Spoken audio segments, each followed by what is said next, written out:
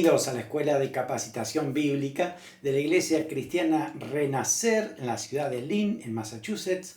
Estamos estudiando las parábolas de Jesús, una materia muy interesante porque tenemos esa enseñanza del Señor que la aplicamos a nuestra vida, que la extraemos de la palabra del Señor, que la estudiamos, interpretamos correctamente lo que quiere decir y la ponemos en práctica en nuestra vida. Hoy vamos a ver la parábola del amigo inoportuno. Es muy importante estudiar las parábolas. Recuerden que ustedes la palabra parábola es una palabra que viene del griego, unido de dos palabras, que significa comparar una cosa al lado de otra.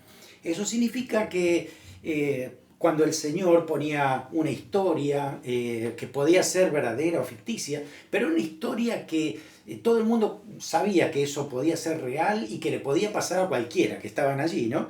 Entonces, con esa historia, lo que hacía el Señor era explicar una verdad espiritual que sería muy difícil de comprender desde la base de no tener nada en concreto, ¿no? Por eso el Señor va desde lo conocido a lo desconocido, desde lo sencillo a lo profundo, desde lo general a lo particular. Y de esa manera el Señor podía captar la atención, abrir la mente y el corazón, prepararlo para esa enseñanza y al final siempre deja la conclusión abierta para que cada uno pensemos, analicemos y sea muy fácil la conclusión que debemos sacar de esa parábola. El Señor contó muchas parábolas, así que cada una de ellas tiene una verdad central que hay que poner en práctica.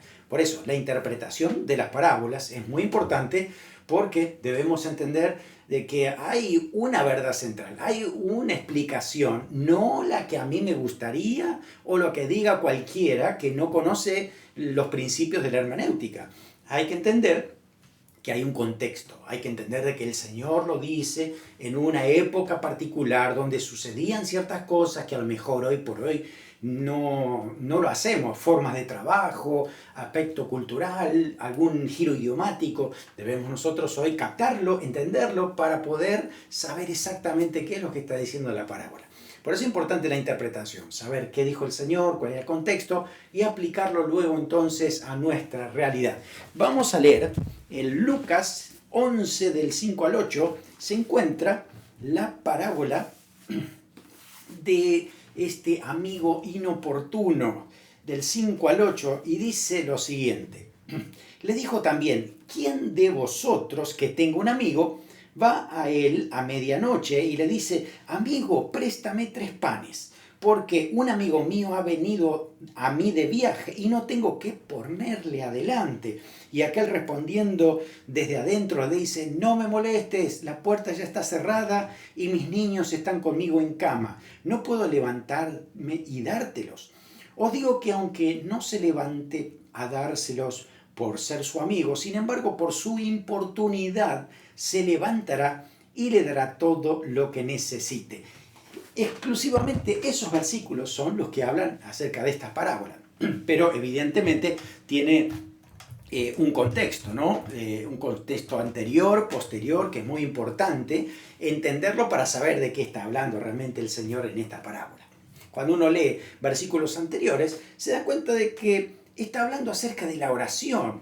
La oración porque en los versículos previos dice así, ¿no? El contexto anterior, que es muy importante leerlo para entender, dice, aconteció que estaba Jesús orando en un lugar.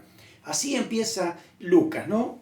Lo particular es mirarlo al Señor. Jesús está orando en algún lugar determinado, no dice exactamente dónde, pero que estaba orando y cuando terminó, uno de sus discípulos, que tampoco sabemos quién es uno anónimo de todos los discípulos, le pregunta y le dice, Señor, enséñanos a orar como también Juan enseñó a sus discípulos. ¿No? Parece que en ese tiempo los maestros, los rabíes, así como lo hizo Juan también, le enseñaba a su grupo a cómo orar, cómo pedirle a Dios, qué palabras utilizar, cuál es el argumento, cuál es la forma.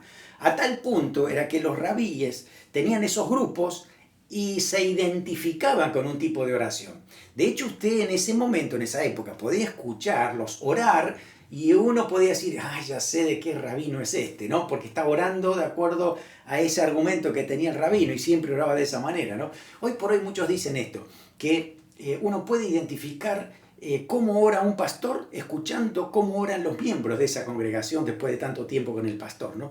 Porque es como que se contagian, ¿no? Y que entienden esa forma, esa pasión de orar, esa manera de dirigirse a Dios, ¿no? Cada uno tiene diferentes estilos, ¿no? Pero es como que el grupo se amalgama, ¿no? Y toma esos principios para poder orar juntos, para sentirse en libertad, saber que estamos en compañerismo, hay unidad y podemos orar de esa manera. Entonces, por eso es que a cada uno de los discípulos le dice al Señor, enséñanos a orar. Entonces ahí justamente aparece lo que nosotros llamamos en el español el Padre Nuestro, y el Señor le dijo así, cuando oréis, decid, Padre nuestro que estás en los cielos, santificado sea tu nombre, venga tu reino, hágase tu voluntad como en el cielo, así también en la tierra. El pan nuestro de cada día, dánoslo hoy, y perdona nuestros pecados, porque también nosotros perdonamos a todos los que nos deben, y no nos metas en tentación, mas líbranos del mal. Ese es el contexto anterior a la parábola. Así que tiene que saber que esta parábola del amigo inoportuno habla exclusivamente de la oración, porque ese es el tema que el Señor está hablando en los versículos anteriores. Así que aquí el Señor aprovecha la ocasión porque Él estaba orando y entonces les enseña cómo orar, les da el Padre Nuestro, pero ya el Señor había advertido en el Sermón del Monte de que no usen vanas repeticiones. Así que el Padre Nuestro no es para repetirlo como loro, como decimos, ¿no? Sin entender, sin saber, sin ponerle pasión a esto, ¿no? Entonces el Padre Nuestro es una oración modelo para entender cómo podemos acercarnos a Dios, qué principios puede haber en nuestra oración permanente, diaria, con el Señor, ¿no? Y acá, fíjese cómo el Señor Jesús nos enseña que en la invocación de la oración usemos al Padre, busquemos al Padre, ¿no? Cuando tenemos necesidades, peticiones, el Padre está atento a nuestras necesidades, por eso Él quiere suplirlas como hijos suyos amados. Por eso dice Padre y Padre nuestro, no Padre mío. Jesús podría haber dicho Padre mío y que cada uno de nosotros digamos Padre mío.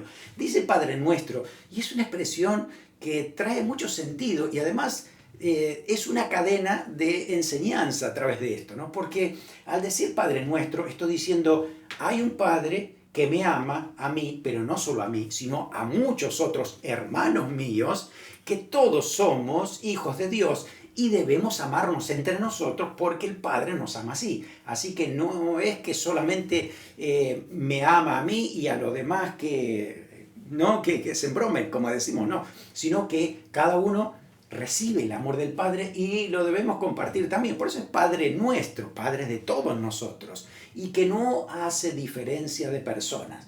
A ese Padre es donde teníamos que orar. Claro, a los religiosos les chocaba esto porque ellos preferían otros nombres, ¿no? Pero Jesús les enseña que tenían que decir Padre, Padre por soberano, por Dios grande, por altísimo, ¿no? Que eran las palabras que usaban mucho en ese momento los judíos, pero Jesús dijo Padre, Padre en esa relación estrecha, directa, ¿no? Y aún a sus propios discípulos le enseñaba que el mismo Padre celestial de él mismo también era de ellos, ¿no? Lo dice en Juan 20:17, miren que subo a mi Padre y a vuestro Padre, a mi Dios y a vuestro Dios, es decir, está compartido, ¿no? Y es lindo esto porque habla acerca de esa realidad del Padre Celestial con la familia espiritual, cuánto nos ama, cuánto está atento a nuestras necesidades, que el Padre es bueno y que el Padre está pensando en nosotros. Así que ese es el gran principio por el cual después se introduce lo que va a ser esta parábola. Además, en esta oración modelo hay diferentes peticiones y ahí dice santificado sea tu nombre, hablando acerca de reverenciar, honrar, hacer santo el nombre del Señor, que nosotros, ¿no? Que el nombre de Dios sea santificado en nosotros, por nuestra conducta, acciones, palabras, manifestemos esa santidad del Señor. Dice, venga tu reino. Recuerde que el reino es eterno, es personal, es dinámico, es sobrenatural, es presente, pero también será escatológico y será universal. Este reino de Dios, entonces, cuando nosotros decimos venga tu reino, habla de todos estos aspectos, ¿no? Pero sobre todo eso, venga tu reino, venga a mi corazón, a gobernar mi corazón, porque de esa manera yo puedo manifestar ese reino en mi vida y estoy esperando que Cristo venga a reinar también, de manera literal, ¿no? Para que se cumpla también todo lo que diga la palabra del Señor. Después de venga tu reino, dice, hágase tu voluntad como en el cielo, aquí en la tierra también. Eso significa que allá en los ángeles cumplen la voluntad del Señor rápidamente, lo que Dios dice se cumple inmediatamente. Ojalá que eso suceda aquí. Cuando nosotros decimos, hágase tu voluntad, acá en la tierra, estoy diciendo lo mismo, ¿no? En ese sentido, estoy diciendo, quiero obedecer a Dios como lo hacen los ángeles. Así que estoy listo, estoy dispuesto, porque para mí lo más importante es que el Señor gobierne mi corazón, así que quiero hacer su voluntad. Fíjese que dice, el pan nuestro de cada día, dánoslo hoy. Hay necesidades, hay peticiones que son diarias. Todos los días necesitamos alimentarnos.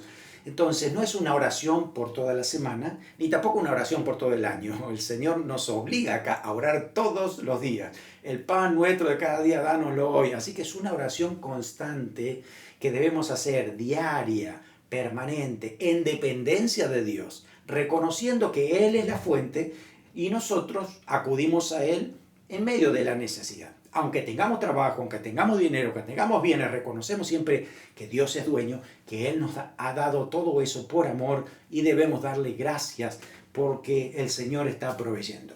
También dice, perdona nuestras deudas, ¿no? Que nosotros también perdonamos a otros. Así es como el Señor también nos perdona a nosotros si estamos dispuestos a perdonar a otros. Mire que la Biblia dice también que el Padre Celestial no perdonará vuestras ofensas si nosotros no podemos perdonar a otros. Así que es muy importante también ponerlo en práctica. No nos metas en tentación, líbranos del mal. Es decir, no juguemos, no coqueteemos con el pecado, no digamos, esta tentación yo la voy a resistir, yo soy fuerte, esto no me va a tocar, porque el diablo estará astuto y sabe darle la vuelta para que cualquiera que no dependa por fe del Espíritu Santo puede caer en cualquier tentación. Por eso es importante esa conducta diaria sometida al Espíritu Santo, constante. Y la oración me lleva a hacer eso, ¿no? Esa oración me acerca al Señor en esa vulnerabilidad. Reconozco que tengo debilidades, reconozco que necesito a Dios y que solo el Espíritu Santo puede producir eso en mi vida, ¿no? Así que desde ese contexto, ahora, escuchando a Jesús orar, el Señor les enseña esto y ahora el Señor pone una parábola para dar un ejemplo práctico para todos, para que entiendan de qué se trata la oración. Y según lo que dice la palabra, la parábola ahora la va a decir exclusivamente a sus discípulos, al grupo más allegado, a los 12 que estaban con él. Así que es a ellos mismos para que aprendan a orar como lo hacía el Señor. Y que oren con pasión, con deseo, con ganas, con perseverancia, ¿no? Así que la intención de Jesús en esta parábola era poner o que tengan en la mente sus discípulos una imagen de un dilema personal. ¿Qué pasaría si yo me encuentro entre la espada y la pared, entre dos situaciones? ¿Y qué haría? ¿Cómo me movería? ¿No? Entonces, desde esa perspectiva es que va a contar la parábola. Esta ilustración, el amigo que llega a medianoche, es una situación que le puede pasar a cualquiera de ellos, de cualquiera de los discípulos, ¿no? Porque era una realidad cultural, ¿no? El hecho de que la gente se moviera de un lado al otro y te llegara gente a tu casa era algo muy común, ¿sí? Y que de pronto te sorprenda. Imagínense, no había comunicaciones, no había teléfono, no había manera de avisar de algo repentino. Tal vez podía mandar a alguna persona conocida diciendo, mira, dile que en marzo voy a ir a visitarte, pero más que eso no había ese correo inmediato. Así que la gente de pronto se podía sorprender en cualquier momento de que llegara una persona conocida, familiar, amigo, a su casa para pedir hospedaje. Recuerdan ustedes que tampoco había hoteles en esa época y si había alguno no eran de muy buena fama. Entonces la idea era que cada familia podía abrir su casa para ser hospitalario con las personas que vinieran, ¿no? Así que lo que dice el Señor es, mira, ¿qué pasaría si a ti se te presenta un amigo con una visita inesperada, ¿no? No tienes que poner pan, no tienes nada que darle de comer. ¿Qué problema? No parece ser. Uno dice, bueno, si llega un amigo nos vamos a entender y de pronto si no tengo nada que comer, pues hacemos ayuno juntos. Pero no era eso la modalidad de la hospitalidad de esa época. Esas normas culturales y sociales con respecto a la hospitalidad eran muy altas. Era una moralidad muy alta. Era algo muy importante en la comunidad lo que era la hospitalidad. Así que esas costumbres lo exigían que cada persona se movilizara para poder ayudar al que estaba llegando en medio de ese viaje. ¿Cuál era el dilema que el Señor les quiere presentar? Era una disyuntiva entre o me niego a atender a esta visita inesperada, infringiendo esa norma que se ha establecido de hospitalidad oriental, o tengo que molestar a alguien a altas horas de la noche para poder pedir aquello que no tengo, ¿no? Entonces, ¿qué hago? No lo atiendo, y si no lo atiendo, después toda la comunidad me va a ver muy mal, ¿no? Como un egoísta, uno que piensa solo en él, que no es capaz de ayudar a otros. ¿Qué pasó con las normas de cordialidad? ¿Habría que soportar todo eso en medio del pueblo? ¿O mejor molesto a alguien que realmente es difícil la situación, ¿no? Porque hay que ir a alguien a una hora avanzada de la noche a pedir pan porque no lo tengo, ¿no? Entonces, ¿qué voy a hacer frente a las dos cosas, ¿no? Entonces, bueno, esto es lo que está planteando el Señor. Había muchas costumbres de los judíos que debemos conocer, que eran de esa época y hoy a lo mejor no las tenemos entre nosotros, en nuestra cultura. El anfitrión reconoce su responsabilidad de alimentar a huésped, ayudarlo a refrescar su viaje. Era una responsabilidad, atender a los viajeros que venían, ¿no?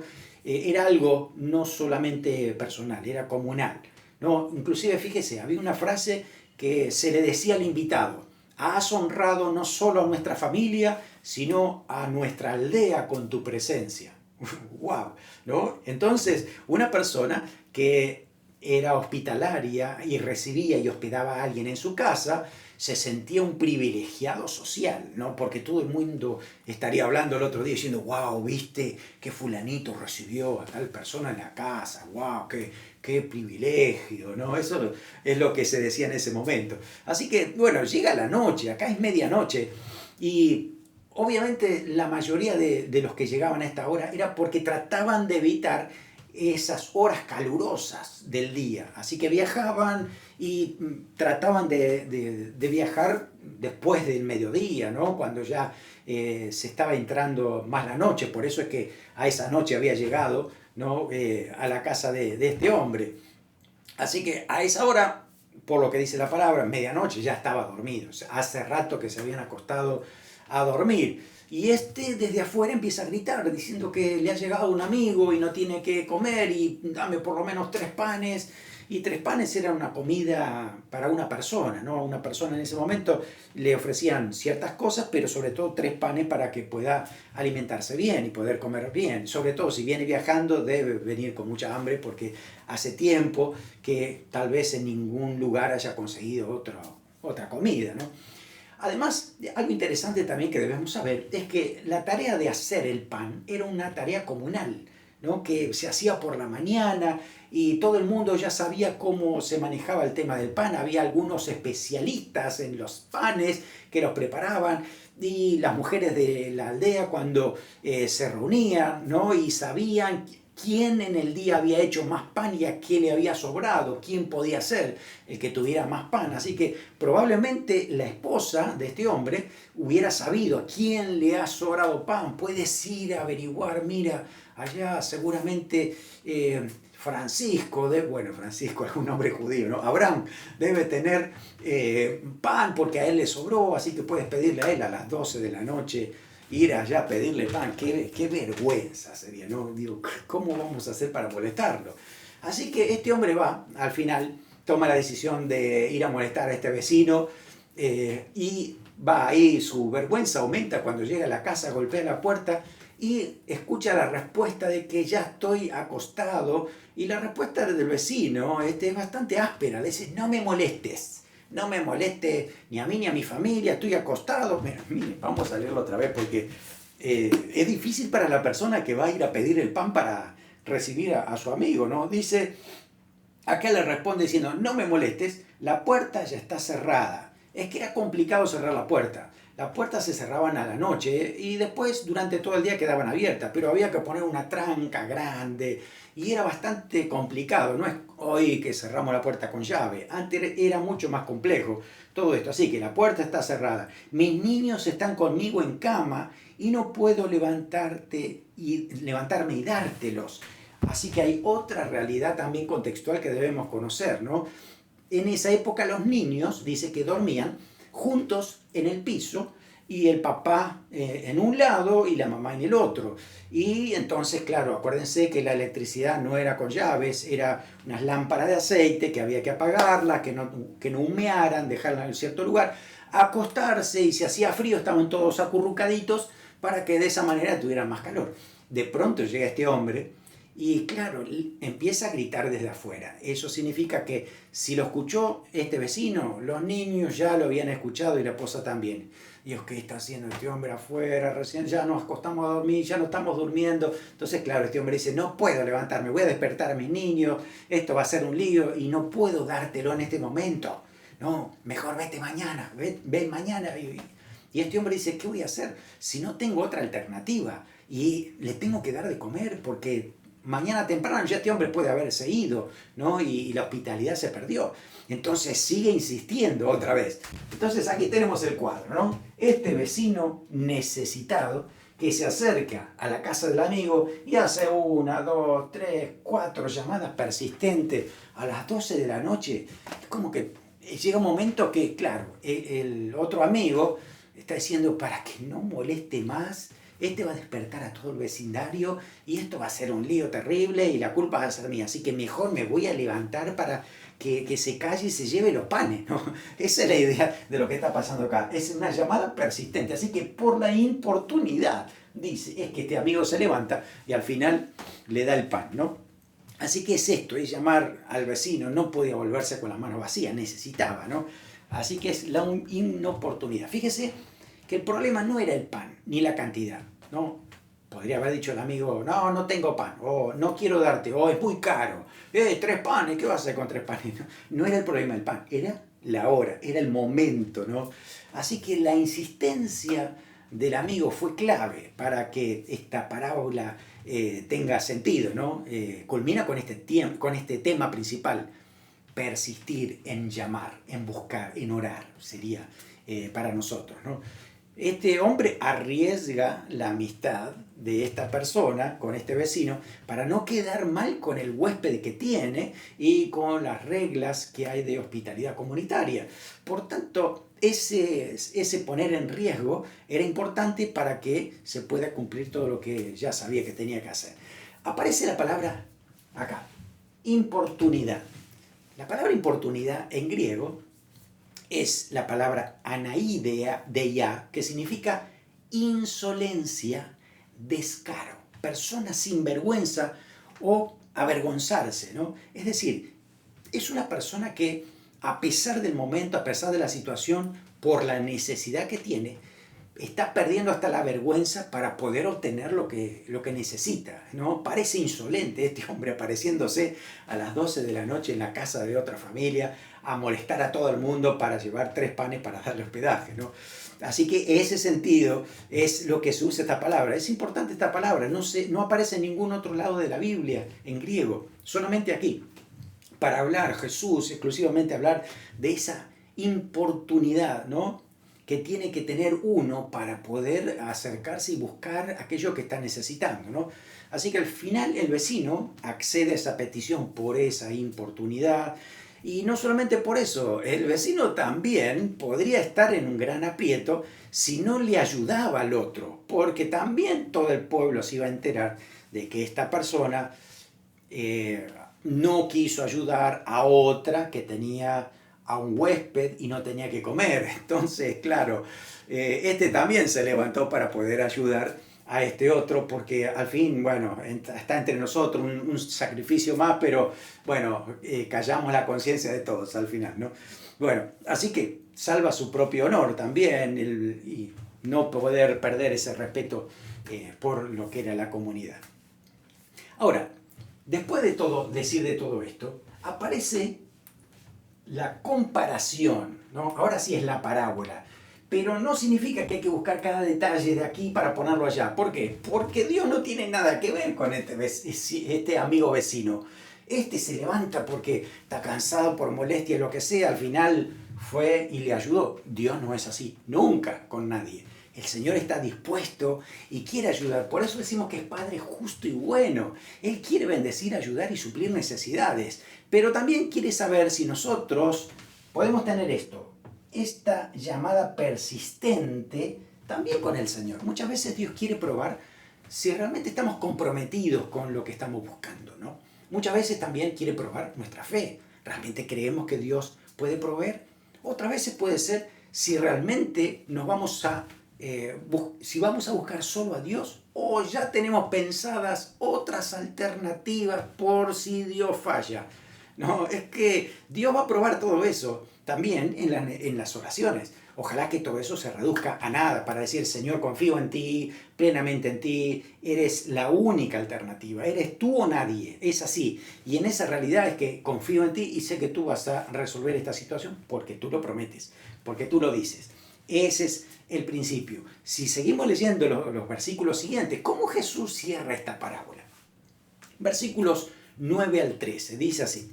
Yo dice Jesús, pedid y se os dará, buscad y hallaréis, llamad y se os abrirá. Así que es pedir, buscar, llamar. Ahora sí lo está enfocando en dirección a Dios. Dice, ¿qué padre de vosotros, si su hijo le pide pan, le dará una piedra? O si pescado, en lugar de pescado, le dará una serpiente. O si le pide un huevo, le dará un escorpión. Pues si vosotros, siendo malos, sabéis dar buenas dádivas a vuestros hijos, ¿cuánto más vuestro Padre Celestial dará el Espíritu Santo a los que se lo piden? Está diciendo, a ver, comparación, estos son malos, ¿no? Estos actúan a veces por no pasar vergüenza, por no perder prestigio, fama, popularidad, ¿no? Así funcionan las cosas aquí, ¿no? Pero Dios no, Dios nada que ver con esto. Si nosotros siendo malos sabemos dar buenas dádivas a nuestros hijos, ¿cuánto más el Padre puede darle buenas dádivas a aquellos que se lo pidan? Le da el Espíritu Santo a que se lo pida. El Espíritu Santo comienza a trabajar dentro de nosotros y hace obras tremendas, maravillosas. Nos transforma si nosotros podemos confiar en Él y le obedecemos, ¿no es cierto? Así que entendemos que Dios contesta porque su bondad es mayor que la del vecino acostado, ¿no? Es el Señor el que actúa de una manera muy diferente a cómo actuamos nosotros egoístamente o con pereza o por alguna otra situación. Dios no es así. Dios inmediatamente actúa en su tiempo, ¿no? Así que Él va a tener esta respuesta oportuna. ¿Sí? Muchas cosas aquí ahora, pero muchas de nuestras peticiones las vamos a ver satisfechas recién en la eternidad. Puede que tú estés orando por alguien para que sea salvo y de pronto a esa persona no la ves más. Pero un día vas a ir a la presencia del Señor y allí habrá respuesta de tu oración y te vas a sorprender de cuántas oraciones Dios habrá respondido, sí, que no sean ahora, pero serán en la eternidad. Allí lo veremos y vamos a darle gloria al Señor por todo esto. Así que recordad, esta parábola viene después del Padre Nuestro y si le digo al Señor que venga a su reino, entonces Dios va a hacer su voluntad. Así que nos enseña mucho de la oración, cómo orar. Así que entendemos que la oración es básica para una relación verdadera con Dios. Nadie puede decir, yo tengo una relación con Dios si no pasa tiempo en oración. Eso es básico, está en la palabra de Dios. Así que si tú dices, tengo una relación con Dios, quiero preguntarte cuánto tiempo dedicas para orar. Es más, si tienes una oración sin cesar con Dios, como dice la palabra de Dios. Así que no puede haber oración sin comunicación y eso es básico para nosotros como hijos de Dios. También Jesús nos enseñó no solamente a estar orando sin cesar en todo momento, cuando voy por el carro, no, sino también abrir la puerta de algún lugar secreto, estar allí, cerrar la puerta y orar en secreto al Padre Celestial. El Señor lo ha dicho en Mateo 6:6. Dice, entra en tu aposento y ora en secreto. Así que un verdadero discípulo tiene que saber orar en secreto también con el Señor Jesucristo cada día, ese tiempo. La oración va a terminar cuando hay una respuesta de Dios. Así que esa oración, si tú tomas un tiempo en lugar secreto para orar, y ves que tu oración todavía no tiene cumplimiento, debes seguir orando aunque sea en tu corazón. Una oración sin cesar de decir, Señor, te estoy recordando esto, ¿no? Por eso, si hay insistencia aquí, es porque Dios quiere hacer algo dentro de nosotros también. Él quiere fortalecer nuestra fe, nuestra esperanza, nuestra dependencia de Dios, y por eso es importante ese tiempo que pasamos en la presencia del Señor. La oración tiene que ser perseverante. No significa vanas repeticiones, sino perseverancia significa sigo clamando por esto, sigo pidiéndote por esto. Sé que está en tu santa voluntad, pero afirma mi fe para yo seguir creyendo en esta situación. Sé que tú la vas a resolver en tu tiempo, y es la manera que podemos orar. Orar y velar, dice el Señor también, ¿no? Estar atentos. Orar siempre con fe. Debemos saber orar al Señor. Muy bien, así que esta parábola nos deja muchas enseñanzas. En primer lugar, nos enseña a dirigirnos a Dios con libertad, con confianza, para pedirle lo que necesitamos. Este vecino necesitado, de pronto aparece esa necesidad y lo que hace es pedir hasta obtener la respuesta. Como hijos de Dios, frente a las necesidades que tenemos que ir al Padre, porque el Señor, si nosotros pedimos, buscamos, llamamos, va a tener esa respuesta oportuna. Y qué lindo va a ser disfrutar de esa respuesta en el momento de Dios. Claro que vamos en oración a pedir lo que es necesario, no pedimos cosas que no nos edifican. Acá está pidiendo por pan, es una necesidad básica. Estamos pidiendo por cosas que son importantes, ¿no? No dice la parábola que el vecino no tenía una PlayStation y fue al otro para pedírsela a las 12 de la noche. No, para eso no. Es para el pan, algo necesario, vital, algo que realmente, bueno, el Señor mismo nos dice que oremos por el pan cotidiano, ¿no? Que nos dé el Señor. Acudimos también para pedir por otros.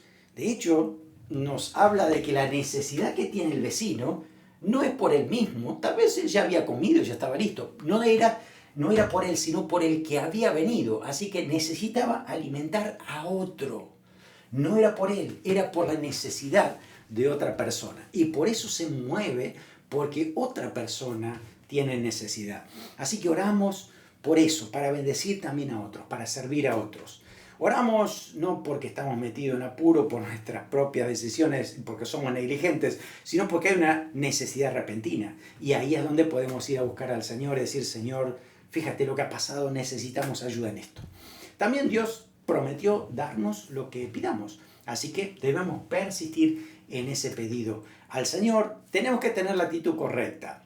Hay que saber pedir, hay que saber buscar, hay que saber llamar, enfocarnos siempre en el Padre Celestial, saber que Dios tiene todo lo que necesitamos y que eso sea una realidad con fe verdadera, con dependencia verdadera. Y tenemos que confiar en la bondad del Padre Celestial, porque el Señor tiene amor hacia sus hijos. Por eso nosotros, como padres humanos que fallamos, le damos lo mejor a nuestros hijos, o por lo menos lo intentamos.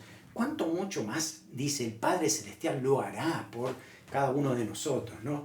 Así que por eso Lucas 11, 9 al 10 dice, yo os digo, pedid y se os dará, buscad y hallaréis, llamad y se os abrirá, porque todo aquel que pide recibe, y el que busca halla, y el que llama se le abrirá. No vaya a ser cosas que hay muchas cosas que no tenemos porque no las hemos pedido. Y resulta que Dios está esperando que nosotros vayamos a Él y se lo pidamos. Y no una vez, a veces hay que persistir en esa oración, hay que llamar. Y muchas veces también Dios nos impulsa para que nos movamos en alguna dirección para poder obtener esa petición. No es que solamente Dios la hace, solamente Él coparticipa con nosotros. Así que muchas veces nosotros debemos movernos también. Fíjese que para conseguir el pan uno tiene que trabajar. No va a caer el pan de arriba. Eso fue solamente para los judíos cuando estaban en el desierto y después nunca más cayó pan. Así que nosotros debemos trabajar para ganarnos el pan, porque el Señor dice, si alguien no quiere trabajar, que no coma. Esa es una realidad. Así que todo el mundo tiene que trabajar para ganarse el pan. A menos que en este momento circunstancialmente no tenga trabajo o esté discapacitado o lo que sea, entonces hay ayuda. Pero cuando alguien puede trabajar, está en condiciones de trabajar y no lo hace, entonces que no coma. Así dice, hay una responsabilidad de nuestra parte. Así que cuando nosotros ejercemos nuestras responsabilidades, Dios hace milagros tremendos en nuestra vida y ahí está la coparticipación de Dios con nosotros. Al que busca halla, al que llama se le abrirá. parecen puertas cerradas en tu vida, ora al Señor, el Señor las abre cuando persistimos en la oración. Así que recuerda, la oración nos acerca a Dios, nos hace dependientes de Dios, nos hace reconocer a Dios como fuente y al final le vamos a dar gloria y gracias al Señor por todo lo que hace. Oramos. Señor, gracias por tu palabra, gracias porque aprendemos a poder orar constantemente. A veces, Señor, persistir en la oración más allá de lo que hemos hecho para que esa respuesta llegue en tu tiempo oportuno. Por eso descansamos que tú lo estás haciendo para que funcione en un tiempo que tú lo tienes ya predeterminado. Señor, oramos creyendo en ti, oramos creyendo que tú suples necesidades y que haces todo perfecto a tu tiempo y al final trae gloria a tu nombre y te vamos a agradecer cada día por todo lo que tú haces. Señor, te amamos y te damos gracias por esa palabra para nuestra vida en este día, en el nombre de Jesús. Amén. Amén. Dios te bendiga y no te olvides de pedir, buscar y llamar porque hay respuesta de parte del Señor. Dios te bendiga.